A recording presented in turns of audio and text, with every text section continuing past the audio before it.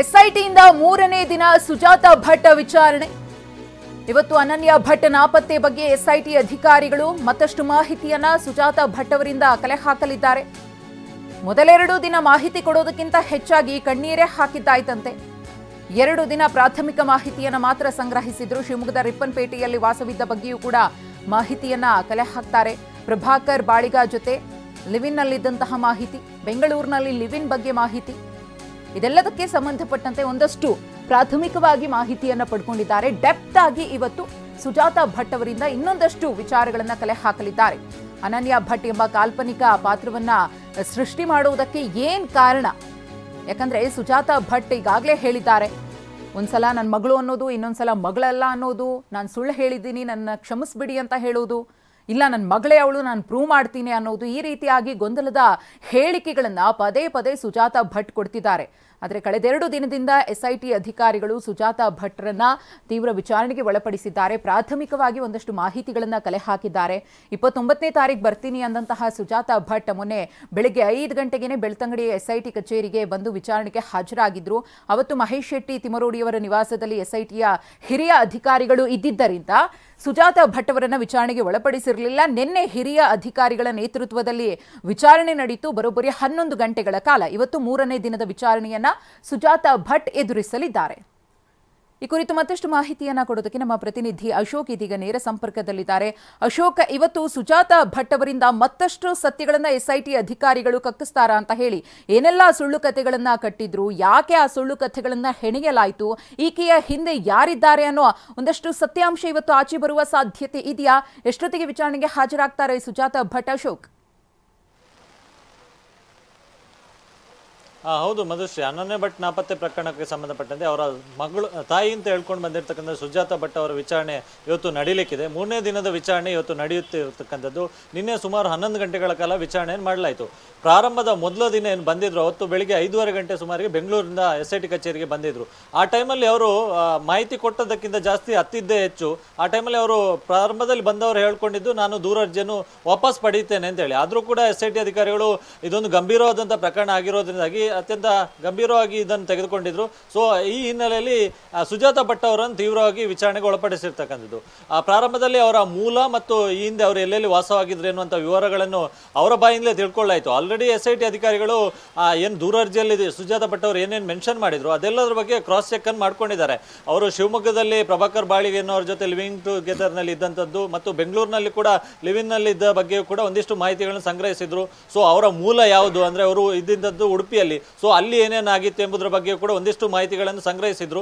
So ಆ ಎಲ್ಲ ದಾಖಲೆಗಳನ್ನು ಮತ್ತು ಮಾಹಿತಿಗಳನ್ನು ಇಟ್ಕೊಂಡು ಸುಜಾತ ಭಟ್ ಅವರನ್ನು ಕ್ರಾಸ್ ಕ್ವಶನ್ ಮಾಡಿರ್ತಕ್ಕಂಥದ್ದು. ಸೊ ಈ ಟೈಮಲ್ಲಿ ಒಂದಿಷ್ಟು ಸತ್ಯಗಳನ್ನು ಸುಜಾತ ಭಟ್ ಅವರು ಕಕ್ಕಿರ್ತಕ್ಕಂಥದ್ದು.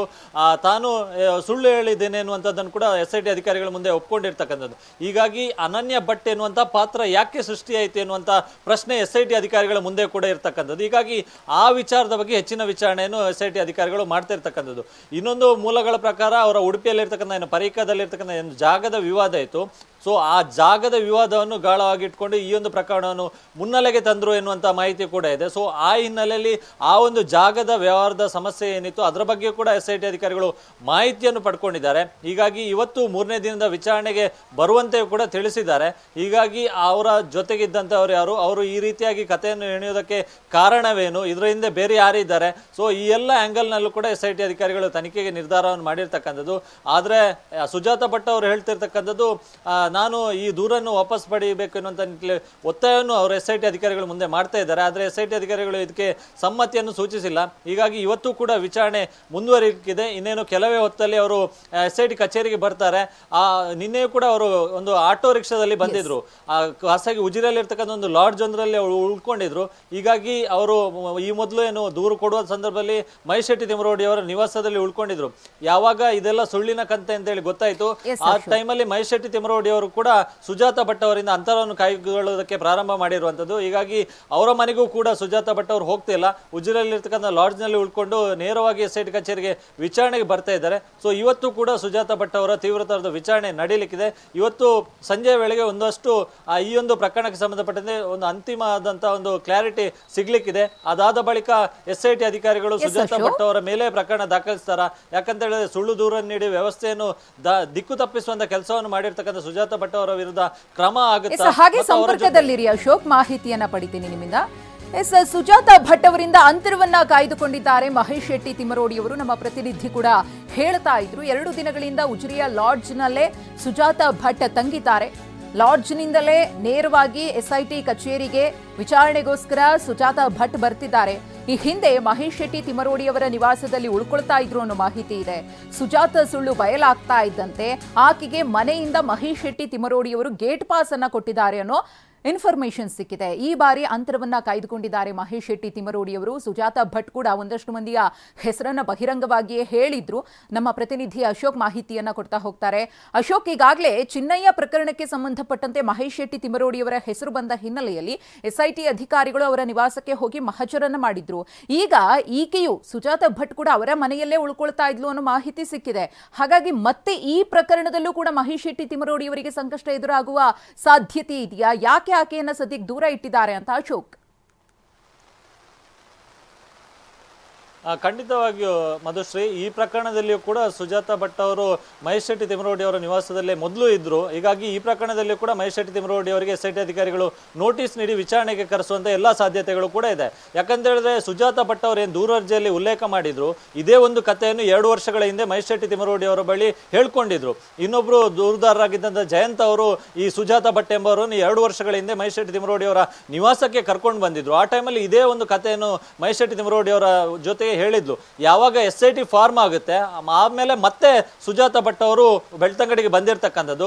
ಬೆಳ್ತಂಗಡಿ ಬಂದವರೇ ನೇರವಾಗಿ SIT ಅಧಿಕಾರಿಗಳಿಗೆ 2 ವರ್ಷ ಹಿಂದೆ ಏನು ಕತೆ ಹೇಳಿದ್ರು ಅದೇ ಒಂದು ಕಥೆಯ ದೂರು ಅರ್ಜಿಯನ್ನು ಸಲ್ಲಿಸಿರುವಂಥದ್ದು. ಅದಾದ ಬಳಿಕ ವಿಚಾರಣೆಯನ್ನು ನಡೆಸ್ತಾರೆ. ಸೊ ಆ ಟೈಮಲ್ಲಿ ದೂರು ಕೊಟ್ಟಂತ ಬಳಿಕ ಒಂದಷ್ಟು ದಿನಗಳ ಕಾಲ ವಾಪಸ್ ಸುಜಾತ ಭಟ್ ಅವರು ಬೆಂಗಳೂರಿಗೆ ಹೋಗ್ತಾರೆ. ಸೊ ಬೆಂಗಳೂರಿಗೆ ಹೋಗಿ ಈ ಒಂದು ಪ್ರಕರಣಕ್ಕೆ ಸಂಬಂಧಪಟ್ಟಂತೆ ವಿಚಾರಣೆಗೆ ಅಂತೇಳಿ SIT ಅಧಿಕಾರಿಗಳು ಸುಜಾತ ಭಟ್ ಅವರನ್ನು ಕರೆಸ್ತಾರೆ. ಸೊ ಆ ಟೈಮಲ್ಲಿ ಮತ್ತೆ ವಾಪಸ್ ಉಜಿರೆಗೆ ಬರ್ತಾರೆ. ಉಜಿರೆಗೆ ಬಂದವರು ಮಹೇಶ್ ಶೆಟ್ಟಿ ತಿಮರೋಡಿ ಅವರ ನಿವಾಸದಲ್ಲಿ ಸುಮಾರು 1 ವಾರಗಳ ಕಾಲ ಇರ್ತಾರೆ.